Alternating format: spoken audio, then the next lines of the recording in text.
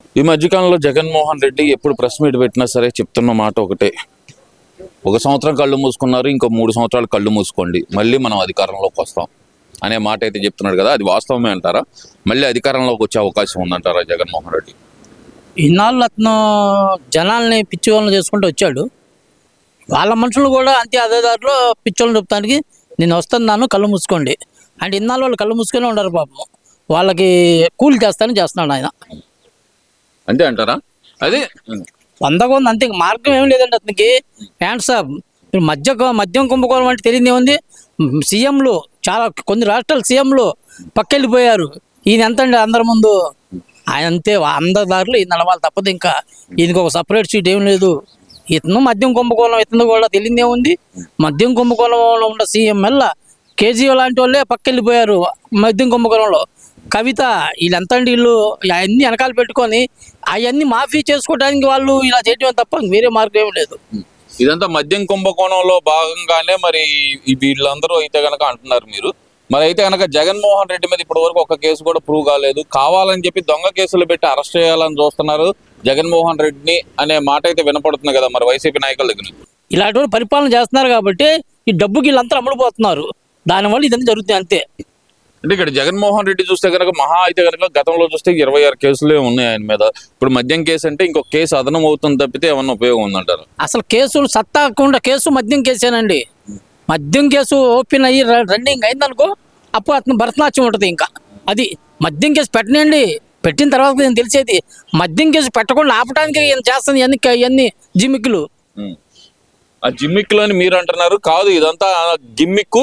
Chandrababu super 6 అనేది ఇవ్వకుండా divert చేసేసి ఏదో కేసులు పెట్టి అన్యాయంగా మమ్మల్ని ఇరికిస్తున్నారు అనేది వైసీపీ నాయకుల ఆరోపణ. వైసీపీ నాయకులు చెప్తారు మద్యం అమ్ముడుపోయేటప్పుడు డబ్బులకి పెట్టాడు, ఇవన్నీ పెట్టి స్కానింగ్ ఎందుకు పెట్టలేదండి? మద్యం మందు వ్యాపారం డబ్బులు పెట్టాడు, డైలీ డబ్బులు పెట్టి తీసుకునేది పెట్టాడు. ఇప్పుడు ఎందుకు పెట్టలేదు? అప్పుడు పెట్టాడు, అప్పుడు ఒకటే పెట్టాడు. అప్పుడు ఆ డబ్బులు ఎక్కడికి వెళ్ళింది? వాళ్ళు ఎక్కడికి వెళ్ళింది? ఇవన్నీ రావాలి కండి, అన్నీ వస్తాయి. అంటే రాష్ట్ర ప్రభుత్వమే కొన్ని, రాష్ట్ర ప్రభుత్వమే అమ్మితే అక్కడ స్కామ్ ఎక్కడ జరిగింది అనేది ప్రధానంగా వస్తున్న క్వశ్చన్. మరి ఇన్ని సంవత్సరాల మద్యం అమ్మిన డబ్బులు లెక్క ఎక్కడ ఉందండి? ఎక్కడ చెప్పారు? అయ్యి డిజిటల్ ఎక్కడ జరిగింది? అక్కడ డబ్బు ఈ డిజిటల్ డబ్బు లెక్క ఎక్కడ ఉందండి? ఆ డబ్బు అంతా ఎక్కడికి పోయింది? ఆ లెక్క రావాలి కదా. ఆ లెక్క రావడానికి నేను చేస్తాను, నా జిమ్మికి ఇదేమి లేదు.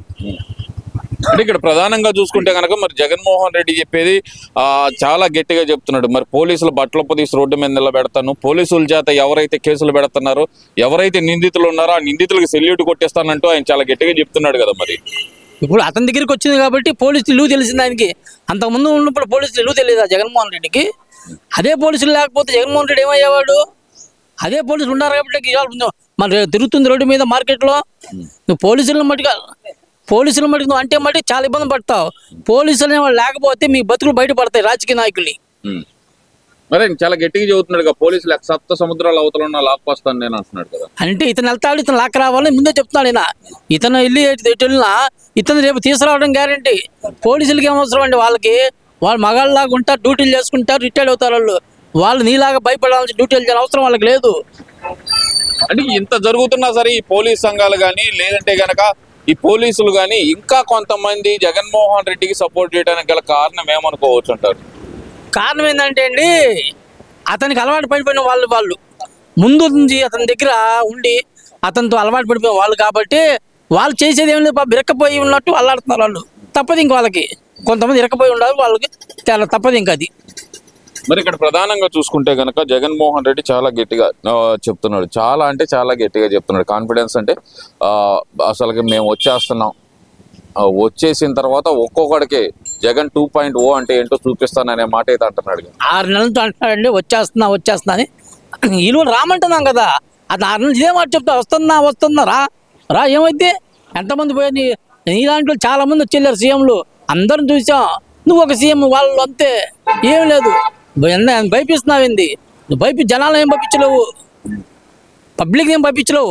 వస్తున్నా రా, వచ్చి చేసుకో, నీ మనుషులను చేసుకో, నీ కార్యకర్తలను చేసుకో. నువ్వు మమ్మల్ని ఏం చేస్తావు? టీడీపీ వాళ్ళని 2.0 ఏంటో చూపిస్తాను, అట్టుకట్టున్నర పెడతాను ఒక్కొక్కళ్ళకి అంటున్నాడు. 2.0 అంటే హౌస్ అండి, ఓ అంటే హౌస్, ఇళ్ళకి పరిమితం అవ్వాలి వాళ్ళు అంతే. అందుకేం లేదు దాంట్లో. హౌస్ కు మాత్రమే పరిమితం, ఇంటికి పరిమితం. 2.0 అండి, ఓంటి హౌసే కదా, ఇళ్ళకి పరిమితం, ఇంకా వాళ్ళు బయటికి రారు. ఇప్పుడు నిన్ను నమ్ముకొని వచ్చిన వాళ్ళందరూ అల్లాడుతున్నారు. వంశీ ఏంది, నాని ఏంది, అందరూ అల్లాడుతున్నారు. అనవసరంగా వచ్చామని చెప్పుకోలేకపోతున్నారు బయటికి. వాళ్ళ ముందు సేవ్ చేయ, ముందు నిన్ను నమ్ముకున్నందుకు. అంటే వాళ్ళని సేవ్ చేసే అవకాశం లేదంటారా జగన్? వంద ఆయన చేసేది ఏమి లేదు. మీరు వీళ్ళందరూ ఈయన నమ్ముకొని లోపల వాళ్ళందరూ బయటకు వస్తారు. వచ్చిన తర్వాత వాళ్ళని వాళ్ళే చెప్తారు. ఎవరు నువ్వేం చేసావు, నువ్వు ఓదార్పు. ఒక నాని కాడికి వెళ్ళి ఎందుకు ఆయన నువ్వే చెప్తా ఉంటావు, నాని మంచిగా తిడతాడని. ఆ నోటికి భయపడి నాని కాడికి వెళ్ళావు అంతే, ఇంకెవరి కాడికి వెళ్ళావు? అంటే ఇక్కడ చూస్తే కనుక వల్లభనేని వంశీ బెయిల్ రిజెక్ట్ అవుతానే ఉంటుంది కంటిన్యూగా. ఎలా చూడాలంటారు దీన్ని మరి? ఎలా చూసేదేమండి, మీకు చట్టం వాళ్ళకు వచ్చాను, అందరూ ఒకటే న్యాయం. చట్టం పని చేసుకుంటే వెళ్తుందండి అంతే. దిట్ట కాదు, ఏం కాదు. అతను చేసినవి అతనికి ఎదురవుతున్నాయి అంతే, ఏమి లేదు దాంట్లో. అది మరి ఇక్కడ ఇంకో విషయం కూడా చూసుకుంటే కనుక మరి వైసీపీ నాయకుల మీద వరుసపెట్టి నమోదవుతున్న కేసులు ఎలా చూడాలంటారు? ఇదంతా రెడ్ బుక్ రాజ్యాంగంలో భాగమే అంటున్నారు కదా. రెడ్ బుక్ గందరగోళం చేయగాకండి. వాళ్ళు ఉన్నప్పుడు వాళ్ళు పెట్టినప్పుడు కేసులు ఏమో అవి కేసులు కాదా? ఎంతమంది మీద కేసులు పెట్టాల వాళ్ళు? చాలా మంది మీద లాగి లోపలేసి బండిలో పెట్టి లాక్కెళ్ళారు కదా, అవి కేసులు కాదా? అదే ఇది జరుగుతుంది అంతే. చట్టం పని చేసుకుంటూ వెళ్దండి. వాళ్ళ పరిపాలన చట్టానికి అయితే విలువ ఇచ్చారో, ఈ పరిపాలన చట్టానికి విలువ ఇవ్వాలి. లేకపోతే చట్టం పని చేసుకుంటూ వెళ్తుంది. రెడ్ బుక్ కాదంటారు? రెడ్ బుక్ కాదండి. రెడ్ బుక్ వీళ్ళకి రెడ్ బుక్ ఏందండి? ఇలా చట్టం పని చేసుకుంటూ వెళ్తుంది. రెడ్ బుక్ వేరండి. అది రెడ్ బుక్ ఎవరి గురించి అంటారు మరి? అది మోనార్కుల గురించి. కొంతమంది ఉన్నారు మోనార్కులు, వాళ్ళ గురించి అప్పుడు మాట్లాడుకోవాలి. ఈ రోజా వీళ్ళు నాని వీళ్ళ గురించి అప్పుడు రెడ్ బుక్ వర్తించింది, వాళ్ళకి వర్తించదు రెడ్ బుక్ అంది. అది ఇది రెడ్ బుక్ అంది. వీళ్ళకి పిచ్చుకల మీద బ్రహ్మాస్త్రాలు. అది ఇప్పుడు అరెస్ట్ అయిన వాళ్ళంతా పిచ్చుకలు అంటారు. పిచ్చుకలు అండి, వీళ్ళ మీద బ్రహ్మాస్త్రాలు పనికిరావు. నాని ఈ రోజా వాళ్ళని అరెస్ట్ చేసినప్పుడు అప్పుడు ఆ మాట వర్తించింది, కానీ వీళ్ళ మీద పనికిరాదండి అది.